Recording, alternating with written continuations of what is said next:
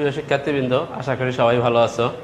তো তোমাদের এই পরিস্থিতিতে আমাদের অনলাইন ক্লাসটা কার্যক্রম চালু আছে। তো তারই ধারাবাহিকতায় আজকে আমি অষ্টম শ্রেণীর গণিত বিষয়ের তৃতীয় অধ্যায় পরিমাপের উপরে আলোচনা করব, তাও আবার অষ্টম শ্রেণী।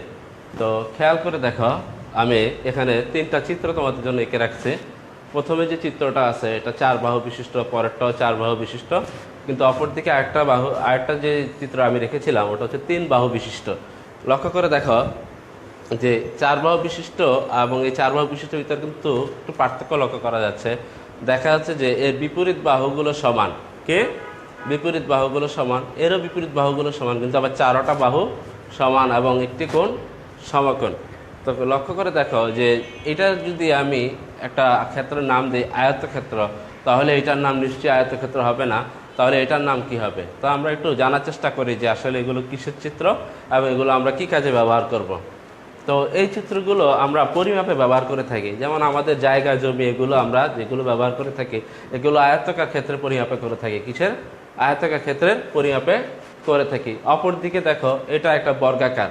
আমরা বাসা বাড়িতে খেয়াল করে দেখবা, যারা টাইলসালা বাসা থাকো তারা দেখবা নিচে যে টাইলসগুলো থাকে এগুলো স্কোয়ারে থাকে, স্কোয়ারে থাকে, অর্থাৎ বর্গাকার থাকে। আমরা এগুলো পরিমাপ করার ক্ষেত্রে ব্যবহার করে থাকি। তার মানে তোমরা বুঝে ফেলছো যে আজকে আমি তোমাদের পরিমাপের উপরে আলোচনা করতে যাচ্ছি। পরিমাপ যে চ্যাপ্টারটা আছে তোমাদের বইতে তৃতীয় অধ্যায়, তার উপরে আলোচনা করতে যাচ্ছি। তো আমরা শুরু করি। এটা একটা আয়তক্ষেত্রের চিত্রকার, আয়তক্ষেত্রের চিত্র। এই আয়তক্ষেত্রের সংজ্ঞাটা আমি এভাবে দিতে পারি যে চতুর্ভুজের বিপরীত 2 বাহু পরস্পর সমান এবং একটি কোণ সমকোণ। একটি কোণ সমকোণ, তাকে আমরা বলে থাকি আয়তক্ষেত্র। এর 4টা কোণই সমকোণ, তবে আমরা এখানে একটা বলে দিয়েছি, এটাই হচ্ছে আসল কথা। তো খেয়াল করো, এই আয়তক্ষেত্রের ক্ষেত্রে আমরা এই পরিমাপ চ্যাপ্টারে 3টা জিনিস পাবো। কয়টা? 3টা জিনিস পাবো। এক পাবো ক্ষেত্রফল। কি পাবো? ক্ষেত্রফল পাবো। অর্থাৎ আমাদের যদি বলে যে এই আয়তক্ষেত্রটি ক্ষেত্রফল কত, তাহলে আয়তক্ষেত্রের ক্ষেত্রফল আসবে,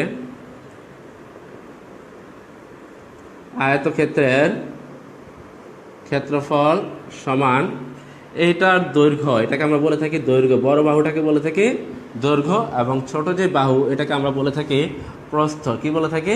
প্রস্থ। তাহলে আয়তক্ষেত্রের ক্ষেত্রফলটা হচ্ছে দৈর্ঘ্য এবং প্রস্থের গুণফল। দৈর্ঘ্য এবং প্রস্থের গুণফল। তাহলে এটুকু আমরা ক্লিয়ার যে আয়তক্ষেত্রের ক্ষেত্রফল দৈর্ঘ্য গুণন প্রস্থ।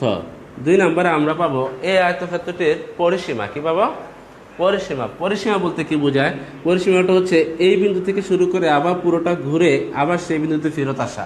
তার মানে কি, আমাকে যেটা বের করতে হবে সেটা হচ্ছে আয়তক্ষেত্রের পরিসীমা সমান, ঘটনাটা খেয়াল করো, এখানে একটা দৈর্ঘ্য একটা প্রস্থ, যেহেতু এটা বিপরীতে এটা সমান তাহলে এটাও দৈর্ঘ্য, আর এটা বিপরীতে যেহেতু এটা সমান তাহলে এটা প্রস্থ। তাইলে আমি এখানে কয়টা দৈর্ঘ্য কয়টা প্রস্থ পেলাম?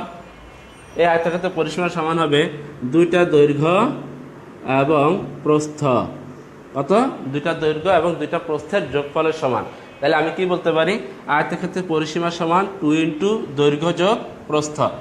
এখন কথা হলো যে স্যার এটা কিভাবে মাপবো? মিটারে মাপবো না সেন্টিমিটারে মাপবো? তাহলে এটা আমরা সেন্টিমিটার বা মিটার যে কোনো হিসাবে মাপতে পারি, যেটা প্রশ্নে আমার উল্লেখিত থাকবে। উল্লেখিত যেটা থাকবে, অর্থাৎ প্রশ্নে যেটা বলা থাকবে সেটা দিয়ে আমি অঙ্কটা করব। কথা কি বুঝা গেছে আমার? আমাকে দৈর্ঘ্য দেওয়া থাকলে, দৈর্ঘ্য যদি মিটারে দেওয়া থাকে তাহলে আমার ক্ষেত্রফল বর্গমিটার আসবে। যদি দৈর্ঘ্য প্রস্থ যদি থাকে সেন্টিমিটারে তাহলে আমার পরিসীমা আসবে সেন্টিমিটারে। তো এটুকুই কথা। 3 নম্বরে আমরা আরেকটা জিনিস বের করতে পারি, সেটা হচ্ছে আয়তক্ষেত্রের কর্ণের দৈর্ঘ্য। কর্ণের দৈর্ঘ্যটা হচ্ছে √ দৈর্ঘ্য স্কয়ার যোগ প্রস্থ স্কয়ার। এখন একই কথা, এখানে যা থাকে সেটা হচ্ছে বর্গ একক, এখানে যা থাকে তা হচ্ছে একক, এখানে যা থাকে তা হচ্ছে একক। একক বলতে আমি যেটা বুঝাচ্ছি সেটা হচ্ছে প্রশ্নে উল্লেখিত। প্রশ্নে যেটা উল্লেখ থাকবে সেটা হচ্ছে আমার একক। অর্থাৎ প্রশ্নে সেন্টিমিটার থাকলে আমি সেন্টিমিটার কাউন্ট করব, প্রশ্নে মিটার থাকলে মিটার কাউন্ট করব। কথা কি বোঝা গেছে আমার? অবশ্যই। তার মানে আমি এতক্ষণ যা করলাম সেটা হচ্ছে আয়তক্ষেত্রের অঙ্কগুলো দেওয়া থাকলে আমাকে এই 3টা জিনিসের প্রতি লক্ষ্য রাখতে হবে। একই কথা বর্গের ক্ষেত্র। বর্গের ক্ষেত্র। বর্গ কাকে বলে? যে চতুর্ভুজের 4টি বাহুই সমান এবং প্রত্যেকটা কোণই সমকোণ। যে চতুর্ভুজের 4টা বাহুই সমান এবং প্রত্যেকটা কোণই সমকোণ, তাকে আমরা বলে থাকি, এটা আমরা দৈর্ঘ্য লিখি না, কারণ আমরা এখানে সব লিখি বাহু। লিখি বাহু, কারণ 4টা বাহুই তার সমান। তো এই ধরনের বর্গাকার বর্গাকার ক্ষেত্রের ক্ষেত্রফলটা আমরা বের করে দেখি আগে। একই নিয়মে ক্ষেত্রফল সমান আসবে বর্গের ক্ষেত্রে। তো বর্গের ক্ষেত্রফলের সূত্রটা হচ্ছে, যে বাহুটা থাকে, যেহেতু এখানে সবগুলোই বাহু, তাহলে দৈর্ঘ্য গুণন প্রস্থের জায়গায় আমরা লিখব বাহু গুণন বাহু। বাহু গুণন বাহু। তাহলে বাহু গুণন বাহুতে কি আসে? বাহু স্কোয়ার। কি আসবে? বাহু স্কোয়ার। তোমরা নিশ্চয়ই খেয়াল করলা যে আমি এখানে দৈর্ঘ্য পরিবর্তে বাহু লিখছি, প্রস্থের পরিবর্তে বাহু লিখছি। তাহলে বাহু বাহু গুণ করলে কি হবে? বাহু স্কোয়ার। এটা গেল বর্গের ক্ষেত্রফল। একই নিয়ম, একক প্রশ্নে যা থাকবে তাই। প্রশ্নে যা থাকবে তাই। 2 নম্বরে খেয়াল করো। 2 নম্বরে আমাকে যদি বলে পরিসীমাটা বের করতে, পরিসীমা, তাহলে আমি কীভাবে বের করবো বর্গের পরিসীমা? বলছিলাম 2 ইন্টু দৈর্ঘ্য যোগ প্রস্থ। 2 ইন্টু দৈর্ঘ্য যোগ প্রস্থ। তার মানে কি 2 ইন্টু দৈর্ঘ্য বদলে আমি বাহু ব্যবহার করছিলাম এবং প্রস্থের পরিবর্তে বাহু ব্যবহার করছিলাম। তাহলে 2 গুণন 2 বাহু কত?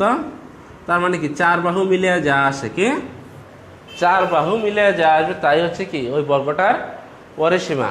তাহলে 4 বাহুর সমষ্টি, এক কথায় কি পেলাম? 4 বাহুর সমষ্টি। এবার দেখো 3 নম্বরে আমি কি পাচ্ছি? 3 নম্বরে আমি বলছিলাম কর্ণের দৈর্ঘ্যটা বের করবো। তাহলে কর্ণের দৈর্ঘ্য আমি কীভাবে বের করতে পারি? কর্ণের দৈর্ঘ্যটা বের করতে গেলে আমার যা লাগবে সেটা হচ্ছে, দেখো কীভাবে বের করি।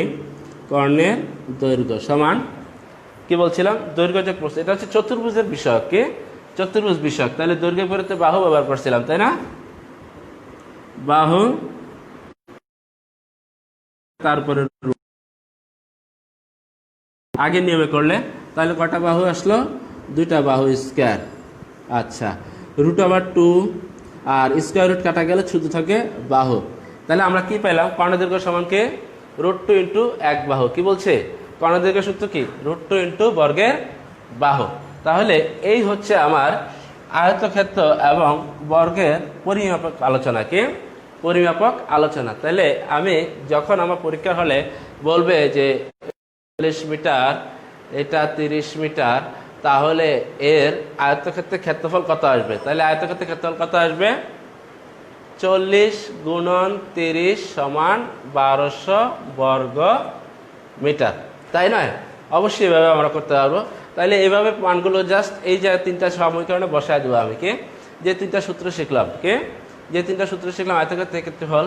তাহলে এই 40 আর 30 কি করবো? দৈর্ঘ্য প্রস্থের জায়গায় ব্যবহার করব। দৈর্ঘ্য প্রস্থের জায়গায় ব্যবহার করলে আমাকে 3টা প্রশ্ন যদি করে এরকম, তাহলে অবশ্যই আমি উত্তর দেওয়ার সক্ষমতা অর্জন করব। আর এই ধরনের উত্তর আমাকে করা এমনি শিখতে হবে, কারণ আমাদের অঙ্কে যে এমসিকিউগুলো আসে সেগুলো এই ছোট ছোট প্রশ্নই করা হয়। তো আমরা চেষ্টা করব এই ধরনের প্রশ্নগুলো উত্তর দেওয়ার। তো এই ছিল বর্গ বিষয়ক আলোচনা এবং আয়তক্ষেত্র বিষয়ক আলোচনা। আরেকটু আলোচনা করে নেই, তারপরে আমরা মূল অঙ্কে প্রবেশ করব। তো আরেকটু অঙ্ক বাকি আছে, সেটা হচ্ছে যে আমরা এখন ত্রিভুজ ক্ষেত্র সম্পর্কে জানার চেষ্টা করি। আশা করি তোমরা আয়তক্ষেত্র এবং বর্গ সম্পর্কিত যে অঙ্কগুলো আসবে তা এই 3টা সূত্র ব্যবহার করে করতে পারবা। এবার আসো ত্রিভুজ ক্ষেত্রের আমরা কন্ডিশনগুলো জানার চেষ্টা করি। ত্রিভুজের ক্ষেত্রে কর্ণের দৈর্ঘ্য থাকে না, থাকে না? কর্ণের দৈর্ঘ্য থাকে না। আমরা বাকিগুলো বের করতে পারি, অর্থাৎ ত্রিভুজের ক্ষেত্রফলটা বের করতে পারি। ত্রিভুজের ক্ষেত্রফল সমান, এটা যদি হয় ত্রিভুজের ভূমি এবং এটা যদি হয় ত্রিভুজটির লম্ব, তাহলে ত্রিভুজটির ক্ষেত্রফল হচ্ছে হাফ ইন্টু ভূমি ইন্টু লম্ব বা উচ্চতা, আমরা যে নামে চিনি। ক্লিয়ার? লম্ব বা উচ্চতা যে কোনো একটা আমরা। তো আমি এখানে লম্ব ব্যবহার করছি, তাহলে এটা হচ্ছে হাফ ইন্টু ভূমি ইন্টু লম্ব। এটা কিসের ক্ষেত্রফল? ত্রিভুজের ক্ষেত্রফল। এরপরে আমরা বের করবো কি? ত্রিভুজের পরিসীমা। ত্রিভুজটির পরিসীমা। তাহলে ত্রিভুজের পরিসীমা সূত্র কি? আচ্ছা, ত্রিভুজের পরিসীমা হচ্ছে ত্রিভুজটির 3 বাহুর যোগফল। একটা কথা মনে রাখতে হবে যে পরিসীমা যখন বলা হয়, যেই ভুজেরই বলা হোক না কেন, যেই ভুজের জন্যই বলা হোক না কেন, পরিসীমা হচ্ছে ততগুলো ভুজের যোগফল। তাহলে একটা ত্রিভুজে থাকে 3টা ভুজ। কটা ভুজ থাকে? 3টা ভুজ থাকে। তাহলে সেক্ষেত্রে এই ত্রিভুজটির পরিসীমা কত আসবে?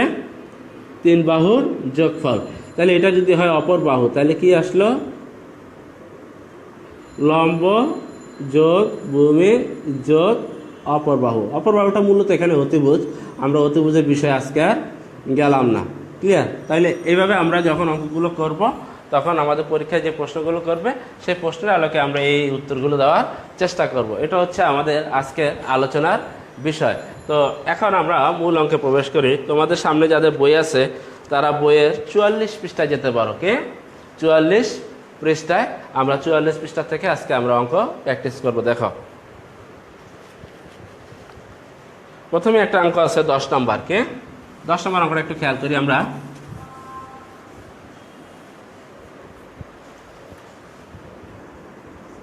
একটু শোনো, দেখো কি বলছে। একটা পুকুরের দৈর্ঘ্য 60 মিটার এবং প্রস্থ 40 মিটার। কি বলছে? একটা পুকুরের দৈর্ঘ্য 60 মিটার এবং প্রস্থ হচ্ছে 40 মিটার। কত মিটার? 40 মিটার। তো এই পুকুর পাড় আছে, আবার কি আছে? একটা পাড় আছে। তাহলে এই পুকুর পাড়টা হচ্ছে কি আবার 3 মিটার করে। কত? 3 মিটার। এটুকু হচ্ছে কত মিটার? 3 মিটার। এদিকেও একটা পাড় আছে, তো এটাও 3 মিটার। এদিকে পাড় আছে 3 মিটার। অর্থাৎ পুকুরের চারপাশে কি পাড় লক্ষ্য করা যায়, আমরা এটা খেয়াল করে দেখছি। তো এটা হচ্ছে 3 মিটার। আর একটা কথা আমরা অনেকে ভুল করে থাকি পরীক্ষায়, আসলে পাড়টা সবসময় পুকুরের বাইরে থাকবে। কি থাকবে? পুকুরের বাইরে থাকবে। পুকুরের মাঝখানে কোনো পাড় থাকে না। তাইলে আমাদের হিসাবটা এখন হচ্ছে কি বাহিরে। তাইলে এটুক যদি পুকুর হয়, কি এটুক যদি আমার পুকুর হয়ে থাকে, তাহলে এই বাড়তি অংশটুকু কি পুকুরের পাড়। তাহলে পাড় সহ কি অবশ্যই বড় হবে তখন। তো এটা আমরা হিসাব করি। তো বলছে পুকুর পাড়ের বিস্তার 3 মিটার হলে পাড়ের ক্ষেত্রফলটা বের করো। আমরা সহজেই বের করতে পারি। একটু দেখো তো কি কি দেওয়া আছে, আমরা একটু তুলে নিই। দেওয়া আছে পুকুরের দৈর্ঘ্য 60 মিটার এবং পুকুরের প্রস্থ দেওয়া আছে 40 মিটার। অতএব পুকুরের ক্ষেত্রফলটা কত আসলো আমার? ওই যে 1 নম্বর সূত্রটা আয়তক্ষেত্রের, এটাকে আমরা আয়তক্ষেত্রের সাথে চিন্তা করবো। কার সাথে? আয়তক্ষেত্রের সাথে চিন্তা করবো। তাহলে ক্ষেত্রফল কি আসবে? দৈর্ঘ্য গুণন প্রস্থ বর্গ মিটার। তাহলে 4/6 বর্গ মিটার। এটা গেল কি আমার পুকুরের ক্ষেত্রফল। আচ্ছা, ঠিক আছে। এবার দেখো পার, তাহলে 3 মিটার পার কি পুকুরের বাইরে না? তাহলে পার সহ হিসাব করতে হবে আমাকে। কি? তাহলে 3 মিটার পার সহ পুকুরের পুকুরের দৈর্ঘ্য হচ্ছে কি আমার আগে ছিল 60, আর এখন কত আসবে? 3 মিটার পার। তো আমরা খেয়াল করে দেখছিলাম যে একটা পুকুরের দৈর্ঘ্য থাকে 2টা, প্রস্থ থাকে 2টা। তাইলে দৈর্ঘ্যতে এখন 2 বার করে 3 বাড়বে। কত? পার আছে 3 মিটার করে, তো তাহলে 2 বার করে বাড়বে। তো এখানে আমরা 2 এই কারণে ব্যবহার করে থাকি যে 60 + 2 × 3 কেন? তাহলে 2 হচ্ছে কি এই 2টার দৈর্ঘ্য, আর এই 3 হচ্ছে পার। কে? পারের বিস্তার। তাহলে 60 + 3 = 6 মিটার। তাহলে আসলে কত মিটার আমার? 66 মিটার। এটা গেল আমার পার সহ পুকুরের দৈর্ঘ্য। এখন আমাকে যদি বলে যে পুকুরের পার সহ প্রস্থ কত, আমি একই নিয়মে বের করবো। কি? একই নিয়মে, অর্থাৎ 40 + 2 × 3 মিটার। তাহলে কত আসলো? 40 + 6 মিটার। তাহলে কত আসলো? 46 মিটার। তাহলে আমার পার সহ পুকুরের এখন কি বের করবো আমি? ক্ষেত্রফল। কি বের করবো? পার সহ পুকুরের ক্ষেত্রফল। তাহলে অতএব পার সহ পুকুরের ক্ষেত্রফল কত আসতেছে আমার? নতুন আসছে দৈর্ঘ্য 66 এবং নতুন প্রস্থ আসছে 46। তাহলে দুটা মিলে কত আসলো? 66 × 46 বর্গ মিটার। কত? আমি একটু ক্যালকুলেশন করে দেখাচ্ছি। দেখো 66 × 46 3036 আসবে। কত? 3036 বর্গ মিটার। তাহলে এখন আমি কোনটা পাইলাম? এটা পার সহ। আর একটা পাইলাম কি? পার ছাড়া। তাইলে পারের ক্ষেত্রফল কত আসবে? পার সহ মাইনাস পার ছাড়া। তাইলে অতএব পাড়ের ক্ষেত্রফল কত আসলো? হিসাব করি আমরা। 3036 বিয়োগ 2400 বর্গ মিটার, অর্থাৎ 636 বর্গ মিটার। এটা হচ্ছে আমার উত্তর। এটা কি বের করলাম আমরা? পাড়ের ক্ষেত্রফল। তাহলে আমাকে যখন পরীক্ষায় এই ধরনের প্রশ্নগুলো করা হবে যে কীভাবে পারের ক্ষেত্রফল বের করতে হবে, খালি আমাকে দেখতে হবে যে বিস্তারটা কি ভিতরে দেওয়া না বাইরে দেওয়া, কে বিস্তারটা ভিতরে দেওয়া না বাইরে দেওয়া। তো বিস্তারটা যেহেতু বাইরে দেওয়া অর্থাৎ পার যেহেতু দেওয়া, তাহলে সেক্ষেত্রে আমাকে কি করতে হবে, যতটুকু পার দেওয়া আছে তার 2 বার করে বাড়ায় নিতে হবে, কে 2 বার করে বাড়ায় নিতে হবে। হিসাবে যা আসে এখানে 66 আসছে, কত আসছে 66 দৈর্ঘ্য, এবং প্রস্থ আসছে এখানে হিসাব করে 46। তারপরে এই দুটা গুণ করলে আমার পার সহ বেরোবে, কি বেরোবে, পার সহ পুকুরের ক্ষেত্রফল বেরোবে। তো পার সহ পুকুরের ক্ষেত্রফল আমি পেলাম 3036 বর্গমিটার। তাহলে পারের ক্ষেত্রফল কত, পারের ক্ষেত্রফল মাইনাস করে যা আসে, কীভাবে মাইনাস করছি, পার সহ বিয়োগ পার ছাড়া, কে পার সহ বিয়োগ পার ছাড়া। তো এতটুকুই আমার আসলে অঙ্ক ছিল। তো আমি এখন পরের অঙ্কে যাই, আশা করি তোমরা এই অঙ্কটা বুঝতে সক্ষম হয়েছ। তো দেখো পরের অঙ্ক 11 নম্বর অঙ্কটা একটু দেখি আমরা।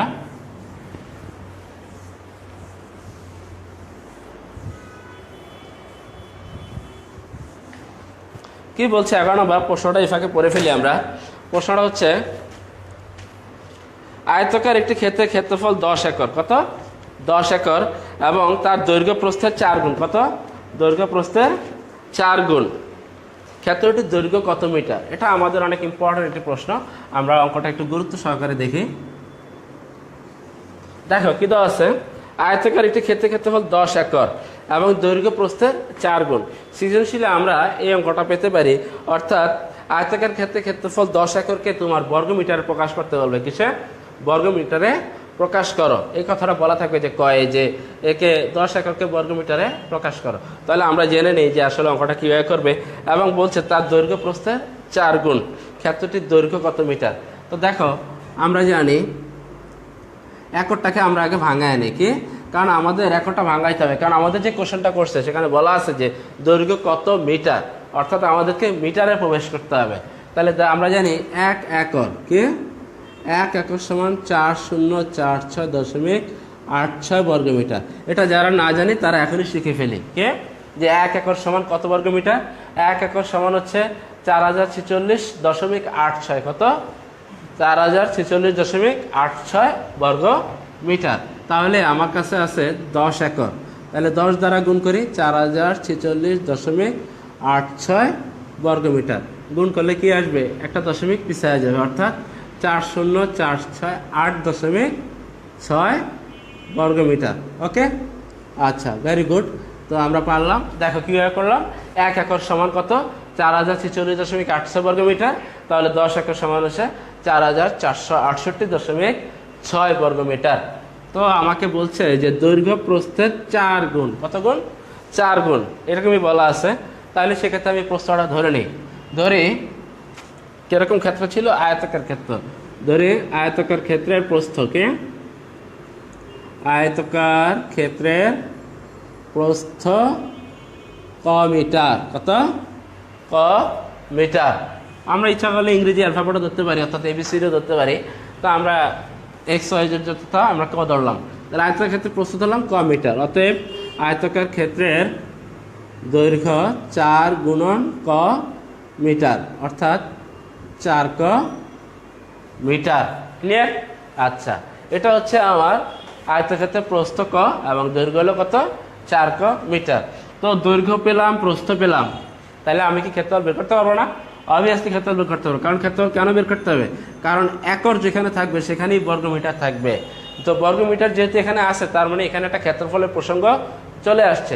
আমি প্রথমেই বলছিলাম বর্গমিটার তখনই থাকে যখন ক্ষেত্রফলের ব্যাপারটা থাকে। তাহলে আমাকে এখন কি বের করতে হবে, কষ্ট করে একটু ক্ষেত্রফলটা বের করতে হবে। অতএব আয়তাকার ক্ষেত্রের ক্ষেত্রফল, কারণ অনেকেই প্রশ্ন করে যে স্যার এখানে তো ক্ষেত্রফলের কথা বলে নাই কোথাও, তাহলে আমরা কীভাবে বুঝতে ক্ষেত্রফল করতে হবে।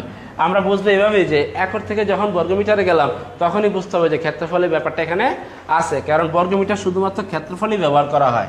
তাহলে ক্ষেত্রফল কত, 4 ক গুণন ক বর্গ মিটার, কত আসলো 4 ক স্কয়ার বর্গ মিটার। এটা হচ্ছে আমার ক্ষেত্রফল। তো আমি ক্ষেত্রফল পেয়ে গেলাম, তাহলে এখন ক বের করবো কীভাবে, ক বের করতে পারবো, দেখো কত সহজে বের করি। এইটাও ক্ষেত্রফল, এটাও ক্ষেত্রফল, তাই না? তাহলে এটা সমান এটা শর্তে কি, কারণ কি, কারণ ক্ষেত্রফলটা কত বলছিল 10 একর, তাহলে 10 একর তো এত বর্গমিটার, তাহলে এই বর্গমিটারটাই তো এই বর্গমিটারটাকে বোঝাচ্ছে। তাহলে শর্ত মতে 4 ক স্কয়ার সমান এত। তাহলে আমি শুরু করি। দেখো শর্ত মতে 4 ক স্কয়ার সমান 4468.6।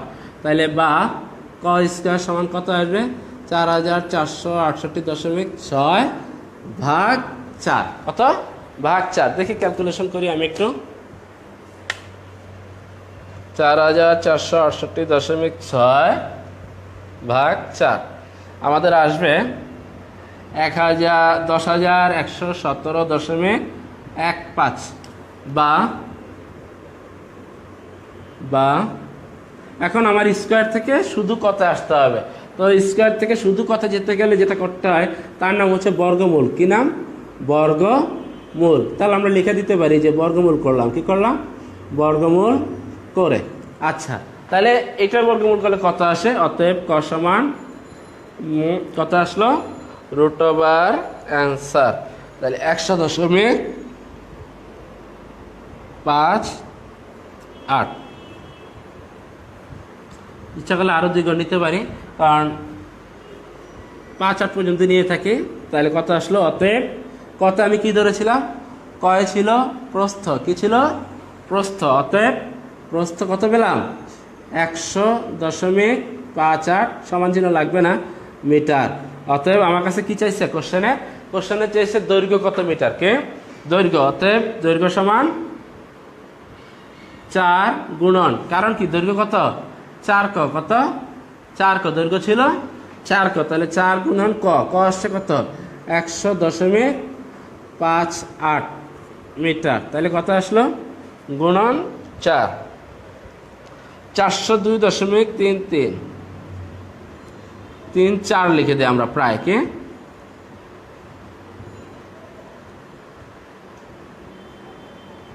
তাহলে এই ছিল আমার অঙ্কটার উত্তর। কীভাবে করলাম আবার একটু খেয়াল করো। আমি অঙ্কটা মুছি নাই, তবে একটু খেয়াল করো। দেখো প্রথমে দেওয়া ছিল 1 একর, এই 10 একর। কত দেওয়া ছিল ক্ষেত্রফল? 10 একর। আমি প্রথমে 10 একরটাকে ভাঙা বর্গমিটারে নিয়ে গেলাম। এরপরে আমাকে বলা হয়েছিল যে আয়তাকার ক্ষেত্রের দৈর্ঘ্য নির্ণয় করো। তো আমাকে প্রস্থ এবং দৈর্ঘ্য কোনোটাই কিন্তু স্পষ্ট করে বলে নাই কত মিটার। তাহলে আমি প্রস্থটাকে ধরে নিলাম ক, এবং শর্ত অনুযায়ী দৈর্ঘ্য পেলাম 4 ক, কারণ বলছে দৈর্ঘ্য প্রস্থের 4 গুণ। তাহলে দৈর্ঘ্য এবং প্রস্থ এই দুটা গুণ করলে আমরা কি করবো? মাল্টিপ্লাই করলে ক্ষেত্রফল পেয়ে যাবো। অর্থাৎ ক্ষেত্রফল কি আসবে? দৈর্ঘ্য গুণন প্রস্থ। তাহলে এই দুটা গুণ করলে বর্গমিটার এক একটা পাওয়া যাবে। তাহলে সেখানে আসলে কত? 4 ক স্কয়ার। কত? 4 ক স্কয়ার।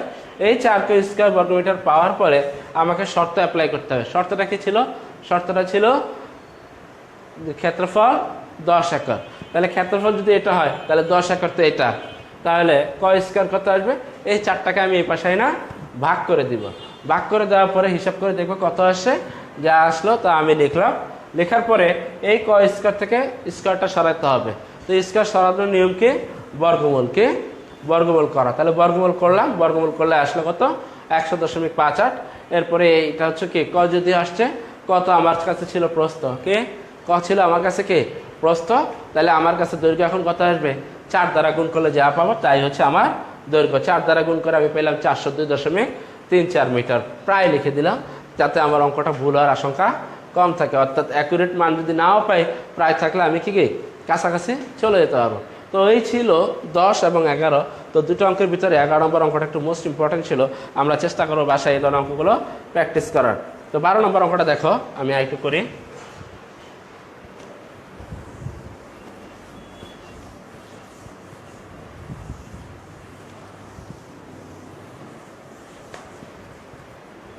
দেখো কি বলছে? একটি আয়তাকার ঘরের দৈর্ঘ্য প্রস্থের 1.5 গুণ। কি বলছে? দৈর্ঘ্য প্রস্থের 1.5 গুণ। এটা একটু ইম্পর্টেন্ট আছে। তো ধরি আয়তাকার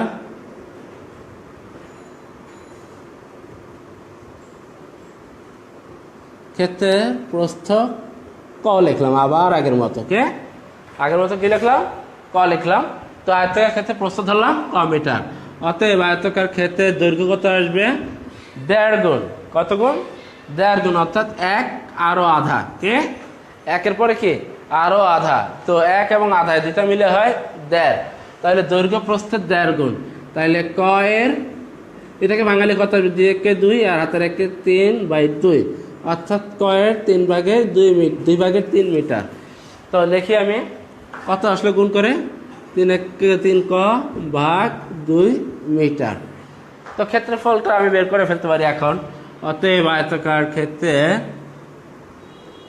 ক্ষেত্রফল সমান দৈর্ঘ্য গুণন প্রস্থ। তাহলে গুণ করলে আমি কি পাই? বর্গমিটার। এখন বাকি গুণটুকু করি। ক গুণ করলে ক স্কয়ার, পাশে 3, নিচে আছে 2 বর্গ মিটার। তো এখন দেখি শর্তে কি বলছে। শর্তে বলছে দৈর্ঘ্য প্রস্থ 1.5 গুণ এবং ক্ষেত্রফল বলছে 216 বর্গমিটার। কত? 216। তো দেওয়া আছে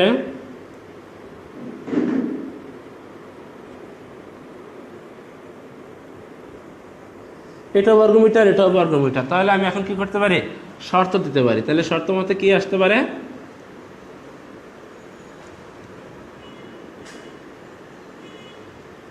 3 ক স্কয়ার বাই 2 সমান 216। এটা বর্গমিটার, এটা বর্গমিটার, সেই তুলনায় করে আমি কি পাইলাম? 3 ক স্কয়ার বাই 2 সমান 216। তাহলে বা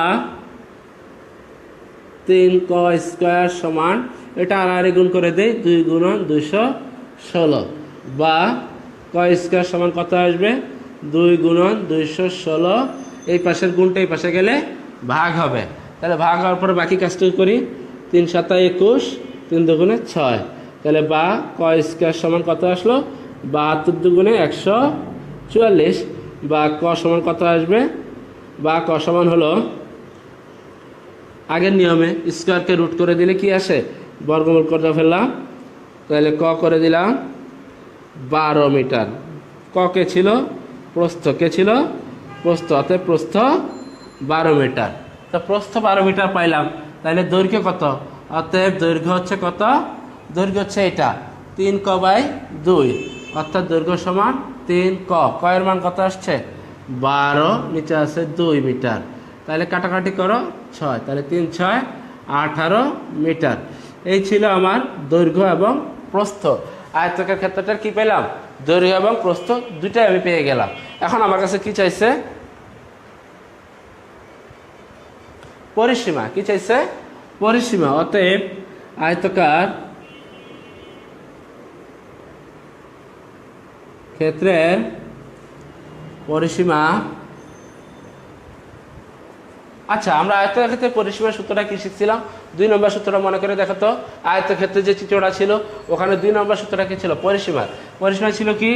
2 × দৈর্ঘ্য যোগ প্রস্থ, তাই না? আচ্ছা, তাহলে 2 × দৈর্ঘ্য এখানে কত পেলাম আমি? 18, প্রস্থ পেলাম 12। তাহলে 2 × দৈর্ঘ্য যোগ প্রস্থ, তাহলে 2 × 30 মিটার। তাহলে 30 × 2 = 60 মিটার। তাহলে এটাই আমার কি উত্তর। ক্লিয়ার? তো সবাই ভালো মতো লক্ষ্য করো, আমি অঙ্কটা আবার একটু বুঝিয়ে দিচ্ছি। প্রথমে দেখো কি দেওয়া আছে। আয়তাকার ক্ষেত্রের প্রস্থ আমি ক নিলাম, দৈর্ঘ্য পেলাম কত? ক এর 2/3 কত? নিচে তাকে ভাগ বলি, তাহলে 2/3 অর্থাৎ 1.5।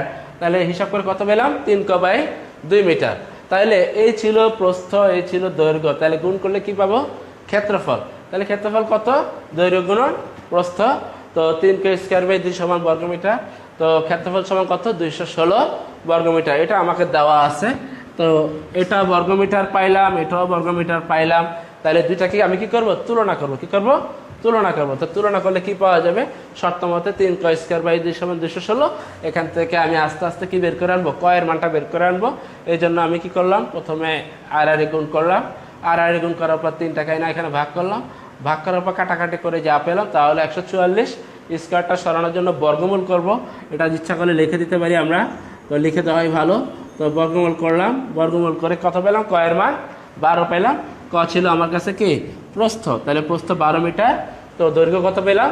দৈর্ঘ্যটা হচ্ছে এখানে বসায় দিব, ক এর মান আসলো 18 মিটার। তাহলে আয়তাকার ক্ষেত্রে পরিসীমা কত? 2 × দৈর্ঘ্য যোগ প্রস্থ। হিসাব নিকাশ করে আমি পেলাম 60 মিটার। তো আজকে আমি এখানেই বিদায় নিচ্ছি তোমাদের কাছ থেকে। আশা করি সুস্থ শহরে তোমাদের সাথে আবার একদিন দেখা হবে ইনশাল্লাহ। সে কামনা করে আজকের মতো বিদায় নিচ্ছি। আল্লাহ হাফেজ।